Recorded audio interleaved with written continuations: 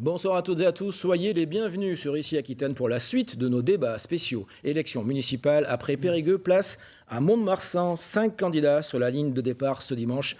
4 sont sur ce plateau par ordre alphabétique. Nous allons les présenter. Geneviève Dariussec, divers centres, tête de liste, se rassembler pour tout le monde d'eux. Bonsoir. Bonsoir. À vos côtés, Charles Daillot, divers droite, tête de liste, Mont-de-Marsan aujourd'hui et demain. Bonsoir. Bonsoir. Face à vous, Frédéric Dutin, l'Union de la gauche, tête de liste Mont-de-Marsan autrement. Bonsoir également. Bonsoir. Et à vos côtés, Nicolas Lerègle, Rassemblement National UDR, tête de liste, se rassembler pour Mont-de-Marsan. Bonsoir. Bonsoir à vous. Et il y a une 5e candidature, la liste Marsan Citoyen, qui a refusé de participer à ce débat. Que l'on commence par une question toute simple. Votre regard aujourd'hui sur Mont-de-Marsan. On va rester sur l'ordre alphabétique et je me tourne vers vous, Geneviève Dariussec. Vous avez tous les 4 à peu près 1 minute pour nous dire quel est le constat que vous faites aujourd'hui de la ville. C'est serré, je sais, mais... D'abord, Mont-de-Marsan, c'est une ville à taille humaine, une ville où il fait bon vivre, une ville au centre de l'Aquitaine qui lui donne beaucoup d'atouts, une ville stratégique pour notre armée de l'air avec la base aérienne 118, et puis une ville avec ses marqueurs forts, son club de rugby, ses fêtes de la Madeleine, et puis voilà, une ville solidaire. Et ce qui lui manque aujourd'hui, c'est de l'énergie pour poursuivre. C'est devenu un petit peu dysfonctionnel avec des équipes politiques qui ont un petit peu laissé tomber cette ville et qui l'ont mise dans des difficultés importantes sur le plan humain et sur le plan budgétaire. Charles Daillot, c'est la même question. Vous êtes le maire sortant de Mont-de-Marsan. Oui, c'est... Alors, vous avez succédé à l'époque à Mme Dariussec. L'image de la ville, c'est l'image qui m'est renvoyée par un couple que j'ai rencontré récemment pour l'inauguration de l'entrée ouest. Un couple qui attend un enfant, qui vient d'arriver à Mont-de-Marsan, qui est parti d'une grande ville, d'une métropole, pour venir dans une ville dont le format est idéal. Une ville à taille humaine, pour y chercher l'accessibilité aux soins, l'accessibilité à la culture, au sport. On peut pratiquer 45 sports différents, on peut accéder à toutes les cultures possibles. Et c'est cette image-là qui me conforte dans le fait qu'il faut préserver cette quiétude, le fait de pouvoir fonder sa famille dans une ville où les relations sont faciles, où le tissu associatif est dense. Et c'est cette image-là que j'ai de Mont-de-Marsan. Après les candidats divers centres, divers droite, maintenant l'Union de la gauche avec vous, Frédéric Dutin. C'est la même question, Mont-de-Marsan aujourd'hui. Écoutez, moi je ne vais pas vous donner mon regard, je vais vous dire ce qui remonte du terrain et de mes rencontres avec les Montoises et les Montois. Qu'est-ce qu'on nous dit ? Qu'on a un centre-ville qui se désertifie, trop minéral, pas assez végétalisé, on veut des places plus attractives, on veut qu'on s'occupe de la voirie en centre-ville, dans les quartiers, les trottoirs, on veut être écouté, qu'on s'occupe de nos problèmes, on en a marre des querelles de personnes entre amis, on se pose des questions sur l'état dégradé des finances, on veut une ville propre et sécure. Et en même temps, ils nous disent on l'aime Mont-de-Marsan. Comme moi et mon équipe, et c'est la raison pour laquelle moi, je veux faire un Mont-de-Marsan autrement, comme le nom de ma liste, parce qu'on est fiers de Mont-de-Marsan et qu'on veut tous ensemble lui redonner un souffle et une vision. On va terminer ce tour de table avec vous, Nicolas Lerègle, candidat Rassemblement National UDR. Votre regard aujourd'hui sur la ville ? Mont-de-Marsan est une ville qui a de merveilleux atouts, qui ont été gâchés d'une certaine façon au cours des dernières années par les précédents maires, à la fois l'actuel maire, M. Daillot, qui a laissé péricliter tout un ensemble de services publics, mais aussi celle qui était là avant, qui l'a mis en place en expliquant qu'il était la solution idéale et qui aujourd'hui ne tarit pas, je dirais, de reproches quant à sa gestion. Et puis aussi, d'une certaine façon, mon voisin de droite, qui a été membre du conseil municipal et qui, au fond, a une part de responsabilité quant à la gestion de la ville. Allez, on va ouvrir les thèmes plus précis de ce débat. On va commencer par parler de sécurité. Alors, pas non plus un fléau national à Mont-de-Marsan, mais c'est un sujet qui préoccupe les électrices et les électeurs. Geneviève Dariussec, le constat que vous faites aujourd'hui. Alors, il y a la police municipale, il y a la vidéosurveillance. Est-ce que les électeurs vous parlent de la sécurité et de l'ordre public en général ? Beaucoup. Que ce soit la sécurité dans les quartiers avec une insécurité le soir lorsque les réverbères s'éteignent trop tôt, que ce soit aussi la recrudescence des cambriolages qui les inquiète particulièrement, et puis dans le centre-ville.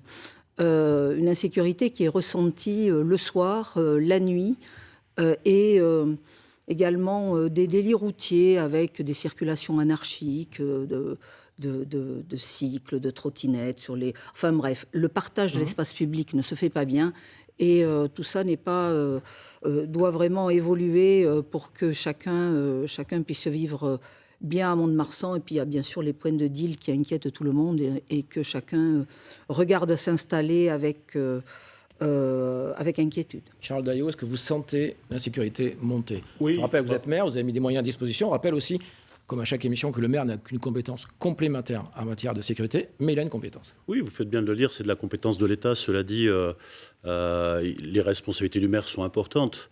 C'est d'ailleurs pour ça qu'on a appuyé notre politique sur 3 piliers. Le premier pilier, c'est la prévention, ni trop ni trop peu, bien évidemment. C'est de pouvoir aussi la présence sur le terrain. On a augmenté l'effectif de policiers, c'est pas suffisant. Vous allez faire, Il faut aller un peu plus. vous êtes- Oui. On va embaucher davantage de policiers. On a maillé notre territoire de vidéoprotection.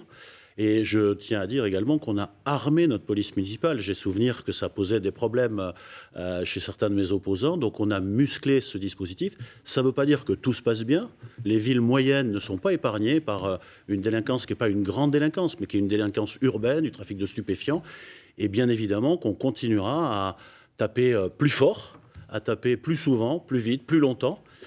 Vous savez, en matière de sécurité, ma main ne tremble pas. Et pour nous, c'est une des priorités, bien évidemment. Nicolas Lerègle, sur cette question de la sécurité qui est quand même un marqueur fort du Rassemblement national. Peut-être vous en parlez un petit peu moins dans ce scrutin municipal qu'à d'autres scrutins. Ah non, pas du tout. J'ai même le sentiment que si on parle de sécurité aujourd'hui lors de ce débat, c'est parce que nous avons une liste à Mont-de-Marsan.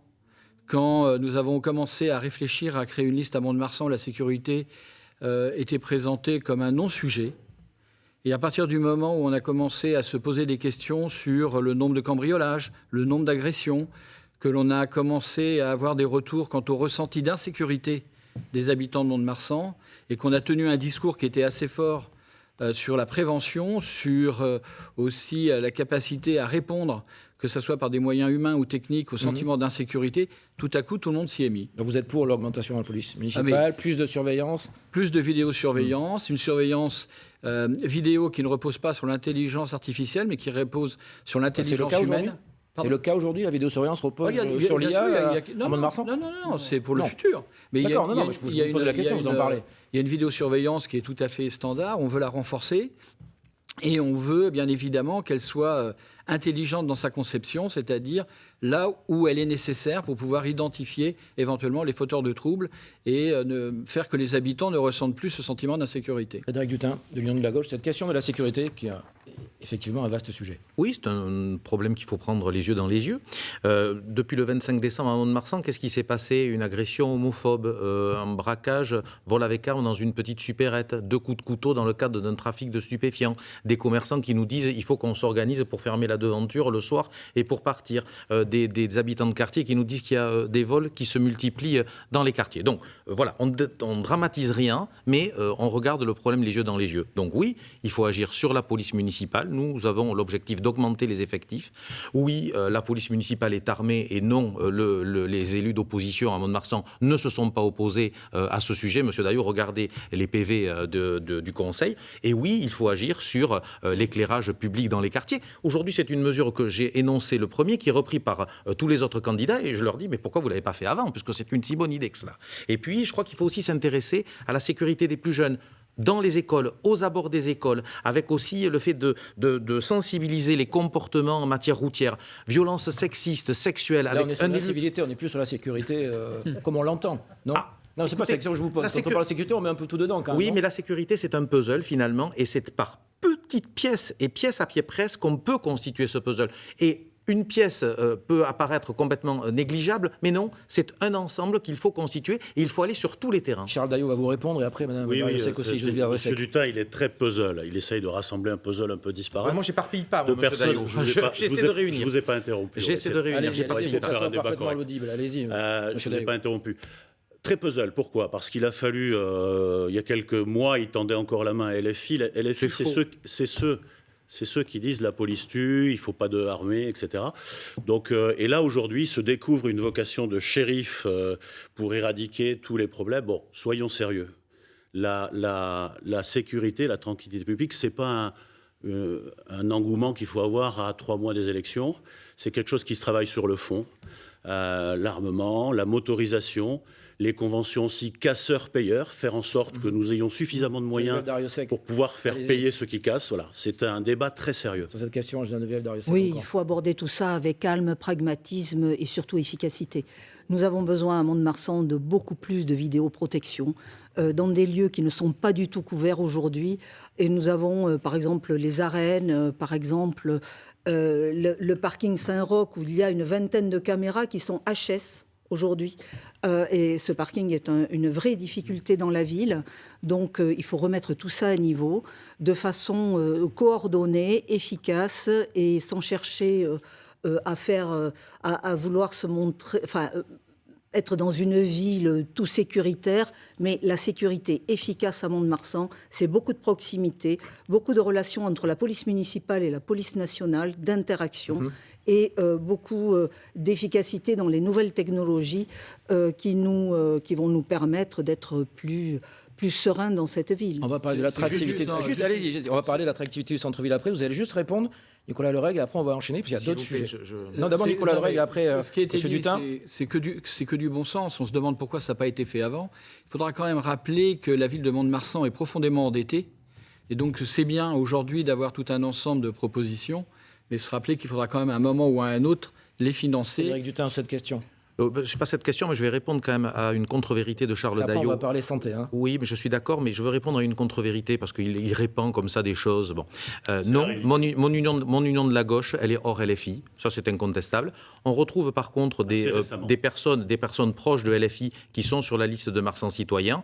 Je suis persuadé que M. Daillot aurait été très satisfait si j'avais eu des LFistes sur ma liste parce qu'il aurait pu comme ça cogner comme il le fait. Mais là, il cogne, c'est des coups d'épée dans l'eau. Évoquons la santé maintenant à Mont-de-Marsan. Comme ailleurs, c'est un sujet, là encore, une préoccupation des électeurs assez importante pour ce scrutin municipal. Je me tourne vers vous, Nicolas Lerègue.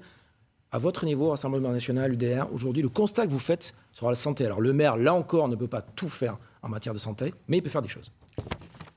Le constat est simple. Les gens que nous sommes amenés à rencontrer se plaignent de l'accès aux soins. Ils vont bien évidemment avoir un centre hospitalier qui va répondre à certaines de leurs attentes. Mais au fond, il y a le sentiment que pour avoir certaines spécialités, pour avoir un rendez-vous rapide avec des médecins, c'est compliqué dans une ville comme Mont-de-Marsan. Et ils doivent aller à Bordeaux. J'en ai croisé qui allaient jusqu'à Nantes pour voir un ophtalmo. Donc, qu'est-ce que vous faites demain si vous êtes maire, en fait ? Demain, on va essayer de mettre en place un système qui existe dans certaines villes, de maisons médicalisées, bien évidemment, mais aussi de trouver de faire venir des médecins, tout simplement, en leur proposant une attractivité quant à leur installation dans la ville, ce qui se fait assez régulièrement. Alors, ça nécessitera d'avoir, bien évidemment, une démarche plus globale au niveau de la ville en termes d'accessibilité, mais tout est possible. Geneviève Darrieussecq, vous êtes médecin sur cette question de la santé ? Oui, elle me préoccupe, elle m'occupe. Nous avons un centre hospitalier de grande qualité qui vient de se doter d'un plateau technique exceptionnel qui va justement attirer les spécialistes dans notre hôpital et c'est une bonne chose. Pour le reste, c'est l'accès à la médecine du quotidien, à la médecine générale.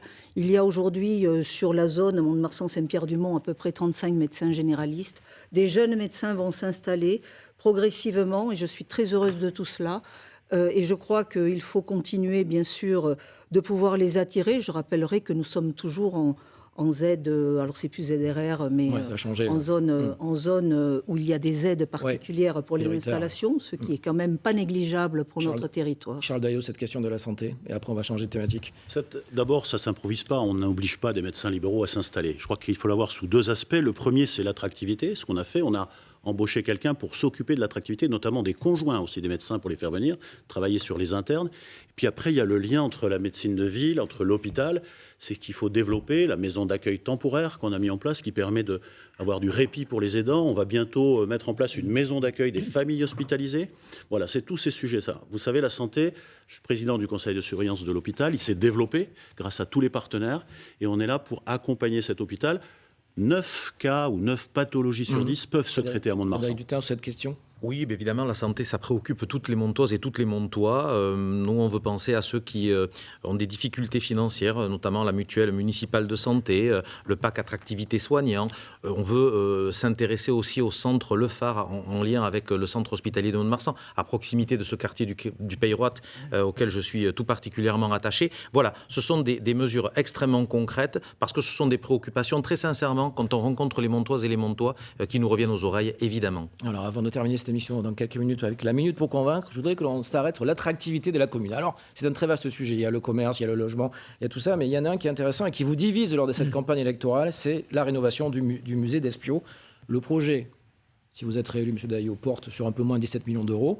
A priori, vous ne contestez pas sur le plateau l'idée même du projet, Geneviève Darrieussecq, mais la manière et le coût du projet, plutôt le coût que la manière d'ailleurs. Écoutez, ce projet, c'est pas compliqué. Il a été choisi par un jury et je pense à l'unanimité des présents dans ce jury. Donc, je pense qu'il faisait l'unanimité. Le sujet est effectivement le coût du projet, qui est passé de 10 millions d'euros à 16 ou 20 TTC, dont 16 hors taxes et 20 TTC. Donc, la ville de Mont-de-Marsan n'a pas les moyens actuellement de porter ce projet avec les finances qu'elle a aujourd'hui. Donc, 16 millions je le dis tranquillement, il faut que nous réalisions. Le musée est fermé aujourd'hui. Nous avons le plus grand fonds de sculpture figurative du XXe siècle à Mont-de-Marsan. Donc, il faut que nous fassions quelque chose. Donc, nous ferons une première partie de rénovation de l'existant. Et puis surtout, nous ferons un partenariat fort avec le musée Rodin à Paris pour donner une visibilité supplémentaire au musée de Mont-de-Marsan, afin qu'il puisse attirer touristes, Montois, Landais, tous ceux qui voudront s'intéresser à Mont-de-Marsan, Vléric et d'Espiau, mais aussi à Rodin. Frédéric Dutin, cette question du musée. Écoutez, le musée, effectivement, il faut prendre les choses de manière extrêmement pragmatique. On gère des deniers publics, donc on fait attention à cela. On a eu une gestion qui n'a pas été bonne pendant cette mandature. Faisons attention à ne pas faire n'importe quoi. Et puis, le musée ne doit pas être l'alpha et l'oméga de la culture à Mont-de-Marsan. L'opération Mont-de-Marsan Sculpture, voilà, ça, c'est des événements que les Montois apprécient. Il faudra les remettre en place. Donc, le musée, les Montois y sont attachés. Mais très sincèrement, je vous le dis, quand on va dans les quartiers, c'est pas la principale question des Montoises et des Montois. On ne vient pas me dire, Monsieur Dutin, qu'est-ce que vous allez faire pour le musée ? Par rapport au montant, peut-être. Le montant, évidemment, que ça les préoccupe parce que les sommes qui sont avancées, ce sont des sommes, c'est de l'argent public. Nicolas Lerègle, cette question. Écoutez, la parole à Charles Daillot, allez-y, monsieur. La ville est endettée à hauteur de 40 millions, donc je veux bien qu'on ait des projets à 16 ou 18 millions. On ne peut pas les financer tels quels. La rénovation du musée, et j'aspire à celle-ci, ne peut fonctionner que dans le cadre d'un écosystème complet qui permet en effet non seulement de faire des travaux dans un musée, mais aussi de s'assurer que des visiteurs viennent. Et que pour des visiteurs viennent, il faut que les moyens d'accès à Mont-de-Marsan ne soient pas uniquement ceux qu'ils sont actuellement, que la ville présente une attractivité touristique qu'elle n'a pas aujourd'hui, parce qu'elle n'a pas suffisamment d'hôtels, elle n'a pas suffisamment de capacité à accueillir. Pas assez d'infrastructures pour vous. Oui, pas assez d'infrastructures. Mais peut-être qu'on parlerait du centre-ville et des nouvelles galeries et des projets de faire un hôtel. On verrait que, grosso modo, ça lambine depuis 7-8 ans. Il n'y a pas les infrastructures. Donc je veux bien qu'on refasse un musée d'une très grande qualité, ce que mérite Mont-de-Marsan, mais encore faut-il que des gens puissent venir, ce qui n'est pas le cas. Charles Daillot. Là, on parle de quoi ? On parle d'un musée qui a été promis par Geneviève Darrieussecq en 2008, promis par Geneviève Darrieussecq en 2014, pas fait. On parle d'un musée pour lequel Frédéric Dutin vote oui au conseil départemental, vote non au conseil municipal. Ce musée, il faut le faire. C'est un écrin extraordinaire, on le disait, il y a un trésor. Et c'est un musée où on va aller chercher... Ce qui me différencie un peu de la gestion d'avant, c'est que tout n'est pas avec l'emprunt. On va aller chercher des subventions à l'extérieur pour que 50% de cette somme-là soit prise en charge. Et on va le phaser. Vous savez, si la région, si l'État, si le département nous suivent, c'est que ce projet, il est équilibré.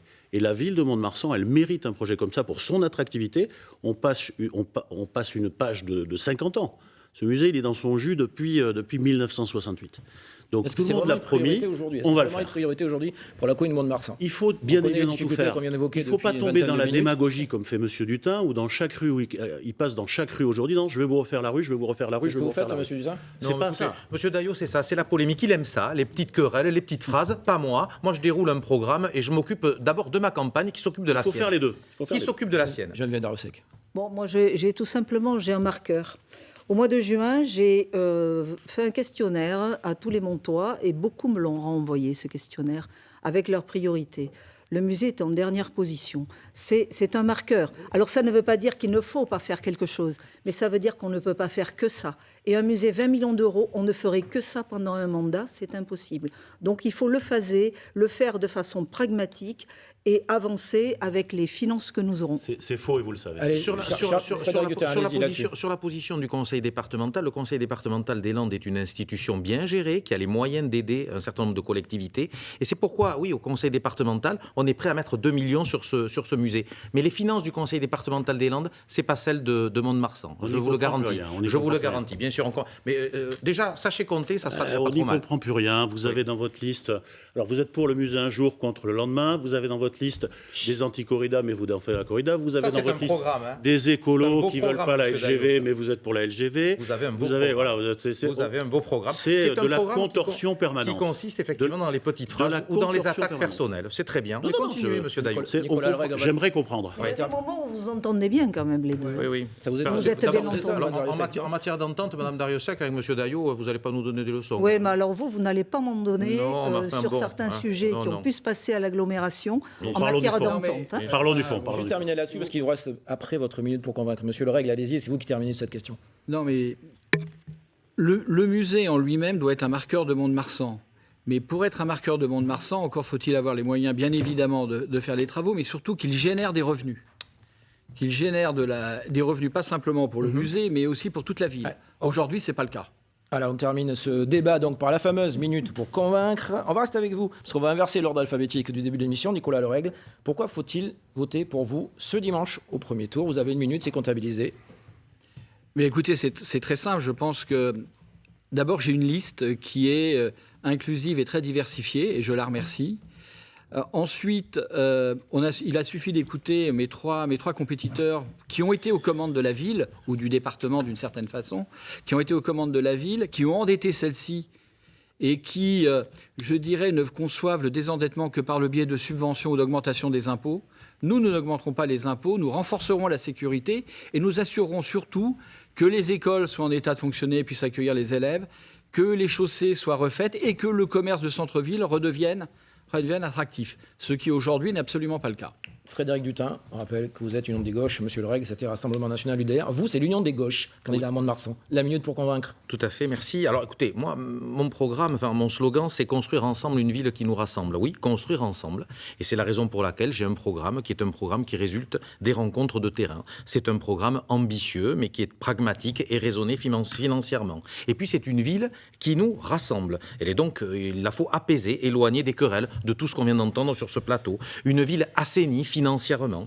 Et puis, à ce moment-là, nous pourrons agir. Eh bien, nous pourrons agir pour le cadre de vie du centre-ville, des quartiers, pour protéger les enfants, nos aînés, pour donner un nouvel élan à cette ville. J'y arriverai pas seul, j'ai une équipe. C'est une équipe soudée, c'est une équipe de Montoises et de Montois qui est prête à s'engager. Ce Mont-de-Marsan autrement, moi, je le veux et je suis prêt à le mettre en place et je le veux pour les Montoises et les Montois et avec les Montoises et les Montois. Eh bien, le 15 mars, moi, j'appelle à voter pour la liste Mont-de-Marsan autrement. Dans moins d'une semaine, ce dimanche, Charles Daillot, maire sortant, candidat d'hiver droite à Mont-de-Marsan. Pourquoi voter pour vous? On le voit encore sur ce débat, nos opposants ont passé leur temps à dénigrer notre ville. Vous savez, les gens que je rencontre au quotidien depuis 6 ans, ces gens-là, ils sont fiers de leur ville, ils sont fiers de Mont-de-Marsan. Les 2000 habitants que nous avons gagnés, ils sont venus s'installer à Mont-de-Marsan depuis 2020 et ils ont trouvé quelque chose, ils cherchaient quelque chose qu'ils ont trouvé. Et si je veux briguer à nouveau votre confiance, c'est parce que je veux poursuivre dans cette dynamique, pas tout seul, avec une équipe de 40 hommes et femmes, des gens différents, des gens qui vous ressemblent, des avocats, des chefs d'entreprise, des étudiants, des enseignants, des agents de la fonction publique territoriale. Tout ça pour pouvoir continuer à investir de manière raisonnée pour développer cette ville, mais maintenir un service public qui fait notre renommée. Nous ferons ça en contenant la fiscalité, en réduisant la dette, comme on l'a toujours fait. Donc j'appelle à ce que vous fassiez confiance et que vous choisissiez la cohérence, la stabilité, la continuité, la capacité d'agir. Et pour ça, faites confiance à la liste que je dirige, celle de Mont-de-Marsan, pour aujourd'hui et pour demain. Dernière candidate sur ce plateau, Geneviève Dariussec, candidate du centre, divers centres. Vous aussi, la minute pour convaincre. Pourquoi faut-il voter pour vous ce dimanche au premier tour? Bien d'abord pour rassembler tout le monde autour d'un projet très simple, améliorer le quotidien des Montois, priorité, et ensuite préparer le futur de Mont-de-Marsan, qui est une ville qui va beaucoup évoluer, notamment avec l'arrivée de la LGV dans une dizaine d'années. Et puis ensuite, très simplement, je crois qu'un maire doit être exemplaire et digne de confiance.